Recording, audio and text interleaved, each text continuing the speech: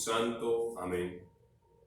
Ven Espíritu Divino, manda tu luz desde el cielo, ilumínanos, guíanos, ayúdanos a disfrutar este caminar. Gracias por tu presencia en medio de nosotros. Amén. Bueno, reciban un saludo en Cristo Jesús. Los saludamos a todos ustedes y continuamos en este caminar escatológico. Hoy nuestro tema a tratar es el juicio. Vamos a mirar un poco la historia del juicio y después la distinción entre lo que es el juicio universal y el juicio particular. Vamos a decir pues que el juicio está ligado íntimamente con lo que es la parucía, que fue el tema pasado, y todo esto se debe a que cuando vamos al credo, al símbolo apostólico, encontramos que se dice que de allí ha de venir a juzgar a vivos y a muertos. Entonces, en la venida en gloria del Señor va a haber un juicio. Y de alguna manera, lo que veíamos también en la clase pasada, que descubríamos que el juicio tomó un ambiente de temor en lugar de continuar con ese ambiente de esperanza que se tenía desde el principio, de acuerdo a que se tenía que este juicio iba a ser pues algo de destrucción. Pero que recordemos que desde el comienzo siempre fue la parucía, esa venida, un espacio de esperanza. Entonces, vamos a ir revisando un poco la historia desde el tiempo de Israel, después del cristianismo, y ya llegaremos a nuestra época, cómo se ha ido teniendo esa mirada sobre el juicio. Empezamos a decir, pues, a hablar de la esperanza en la justicia de Dios. Y decimos que de Dios hay que esperar justicia, y esto va a ser una convicción muy fundamental en el Antiguo Testamento. Y vamos a hablar acerca de lo que es la retribución, que si yo obro bien, me va bien, y que si obro mal, me va mal. Por eso dice que durante mucho tiempo se pensaba que en la historia del pueblo y en la vida del individuo hay una relación entre el obrar y la suerte de la vida, ¿no? Y eso es lo que llamamos, como les acabo de decir, retribución. Pero ¿qué pasaba? Pasaba que en muchas ocasiones había gente que obraba mal y le iba bien, pero también había ocasiones gente que obraba muy bien y le iba mal. Entonces se empezó a decir que esa justicia sería una justicia futuro, y se va a decir lo siguiente: la experiencia de que la cuenta entre el obrar y la suerte de la vida no siempre se da, sale bien, hacen que la fe en la justicia, siempre operante de Dios, se convierta en esperanza de una futura intervención suya que va a ser en el día de Yahvé. Y ese día de Yahvé vamos a mirar que será el momento donde hay que comparecer, donde tanto los que obraron mal como los que obraron bien, todos deben de comparecer. Pero vamos a decir que el objetivo de este juicio no va a ser un espacio de destrucción ni de aniquilar, sino que será un momento de purificar, un momento de salvación. Y también vamos a mirar que aparecen algunas imágenes, ¿no? Se va a decir que será como fuego fundidor, como lejía de lavandero.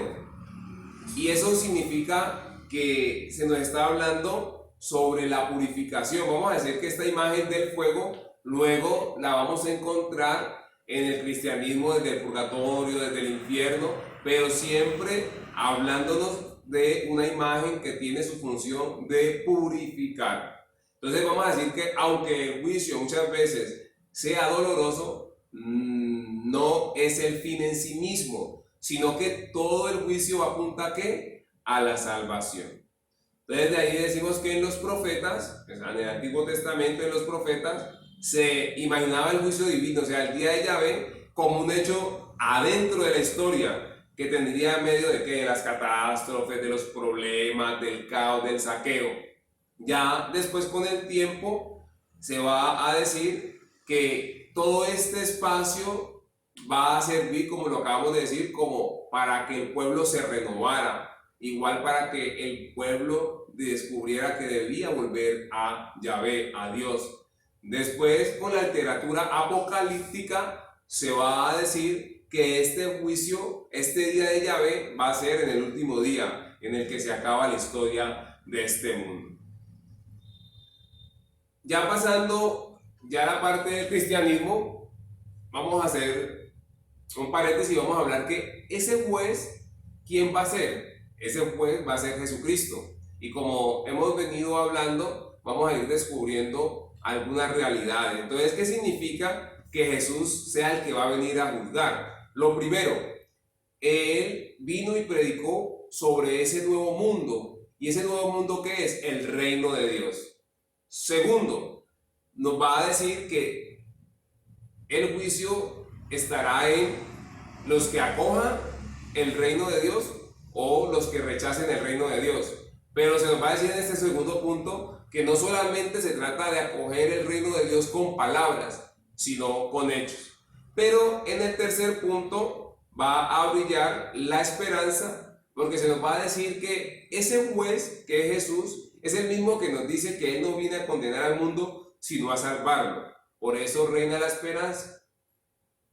También vamos a ir hablando un poco del juicio ya y ahora. Aunque estamos hablando de un juicio que se dará al final, de alguna manera el juicio ya va empezando. Esa tensión que está como el ya pero todavía no, que lo veíamos en las clases pasadas, aquí lo vamos encontrando. Y sobre todo lo vamos a encontrar en el Evangelio de San Juan, en esa escatología presente, donde de alguna manera va a decir, este es el juicio, que la luz vino al mundo y los hombres amaron más las tinieblas que la luz. Entonces al final el juicio va a empezar desde ya, porque el juicio empieza o a acoger a Jesús o despreciar a Jesús. Por eso también podíamos mirar un poco a Lucas, cuando Jesús entra a la casa de Zaqueo y dice, hoy ha llegado la salvación a esta casa. Entonces la salvación empieza hoy. Y ese juicio también se va dando desde hoy, porque desde hoy o acogemos el reino o lo rechazamos. También vamos a reconocer la dialéctica que se da pues entre el presente y el futuro. Entonces, la dialéctica entre ser juzgado en el futuro o la dialéctica de juzgarse a sí mismo desde el presente. Vamos a hablar también un poco sobre la distinción que hay entre el juicio universal y el juicio particular. Entonces, vamos a decir que en la tradición teológica se va a hablar de un doble juicio, ¿no? El juicio universal, donde se va a hablar sobre el final de la historia, y también donde todos los hombres serán juzgados, donde se va a juzgar al hombre en su totalidad, cuerpo y alma. Y un juicio particular donde solamente se tendrá ese encuentro primero personal con Cristo y entrará un juicio o que se va a juzgar cada alma inmediatamente después de la muerte. Se nos va a decir pues que en la Biblia como tal no se habla de esta distinción, ¿no? Porque aquí nosotros estamos trabajando lo que es la teología, ¿no? Estamos hablando Dios, logía, el tratado de Dios, y ya es una realidad, llamémoslo así, en orden, es algo sistemático. Pero entonces nosotros podemos hablar que en Mateo 25, capítulos 31 al 46, se nos habla de ese juicio universal, venid benditos de mi Padre. Pero si vamos a 2 Corintios, capítulo 5, versículo 10, vamos a mirar que se va a hablar de un juicio particular. Podemos aquí revisarlo. Dice así: ya que todos nosotros hemos de comparecer ante el tribunal de Cristo, para que cada uno reciba el premio o el castigo que le corresponde por lo que hizo durante su existencia corporal. Entonces, ¿qué es lo que se nos está diciendo cuando dice que en la Biblia no se habla de esta distinción? O sea, la Biblia no va a decir diferencia entre juicio universal y juicio particular, no, se habla de un juicio, y a medida de la experiencia, a medida de lo que el Señor va revelando, entonces se va exponiendo estas realidades, ¿no? Por eso vamos a encontrar pues en la Biblia estos momentos diferentes, pero que apuntan al final a ese encuentro con Dios definitivo.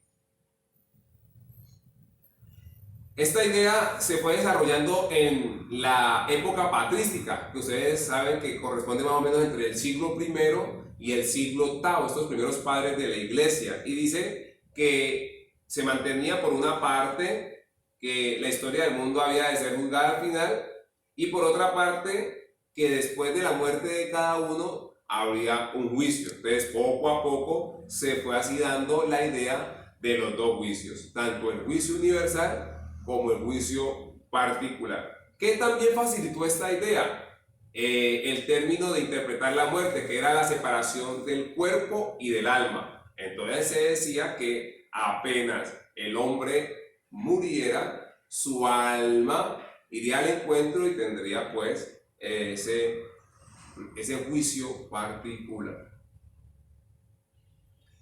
De todas formas, en los primeros siglos del cristianismo, pues no hay un acuerdo claro sobre esta cuestión. Algunos padres de la iglesia van a decir que este juicio particular está reservado más que todo pues a los que son mártires, y otros piensan que los difuntos van a terminar en una especie de prisión hasta que llegue el juicio final. Vamos a encontrar en este gran santo, San Agustín, que nos va a hablar tanto de este juicio particular como de este juicio universal, y también nos va a hablar un poco de este tiempo intermedio que se encuentra el alma hasta que llegue el juicio final. Entonces, por eso es necesario hablar de un juicio particular y de un tiempo intermedio, de acuerdo a lo que hemos hablado. Pero los antiguos símbolos de la fe, o sea, el credo, ustedes saben que está el credo de los apóstoles, está el credo niceno-constantinopolitano. Entonces, en estos credos, el énfasis que se va a dar va a ser en el juicio final, que se da pues con la parucía de Cristo. Ya seguimos pues, estamos siguiendo en un poco de la historia que veníamos trabajando. Ya vamos a ir hablando un poco que en la teología medieval ya la distinción entre los dos juicios, entre el juicio universal y el juicio particular, va a tomar un campo importante, se va a volver un tema principal. Y por eso en el Concilio de Lyon, en el año 1274, se va a decir que todos los hombres que mueran sin pecados, sus almas son inmediatamente recibidas en el cielo. No obstante, en el día del juicio todos los hombres van a comparecer ante el tribunal de Cristo en su cuerpo para rendir cuentas de sus propias obras. Entonces, lo que habla de esta palabra, no obstante, va a mostrar que se tiene conciencia de la tensión que se tiene de las dos afirmaciones, tanto el juicio particular como el juicio universal. Entonces, ya en el Concilio de Florencia, que se da del año 1439 al año 1445, va a repetir ampliamente lo que se hablaba en el Concilio de Lyon. De alguna manera se va a omitir lo que es el juicio universal, pero vamos a ver que a pesar de todo esto, de todas formas, en el arte contemporáneo siempre se va a tener conciencia de este juicio final. Entonces, lo que podemos terminar diciendo es que en la actualidad vamos a tener estos dos modelos de representación. El primer modelo, el que hablábamos, que se habla de los dos juicios. El hombre muere y apenas muere, se separa su cuerpo y su alma va al encuentro con Dios. Y allí recibe ese juicio particular. Y de allí tenemos el segundo modelo, a donde se dice que el hombre muere, ¿no? Y bueno, y me devuelvo un poquito, y muere ese juicio particular y se queda esperando hasta que se dé el juicio universal, donde vamos a decir que cuando venga Jesús en la parucía, los cuerpos van a resucitar en un cuerpo glorioso y se van a unir a las almas y va a volver a darse pues este juicio ya con los cuerpos. Y está el juicio universal, donde el que ya muere tiene su juicio de una vez y de alguna manera la experiencia de morir es como que también se acabara el mundo para esta persona. Y a medida pues que vamos caminando, vamos a ir hablando más y vamos a ir profundizando estas dos representaciones, tanto del juicio universal como del juicio particular. Bueno, que el Señor me los bendiga hoy y siempre, en el nombre del Padre, del Hijo y del Espíritu Santo. Amén.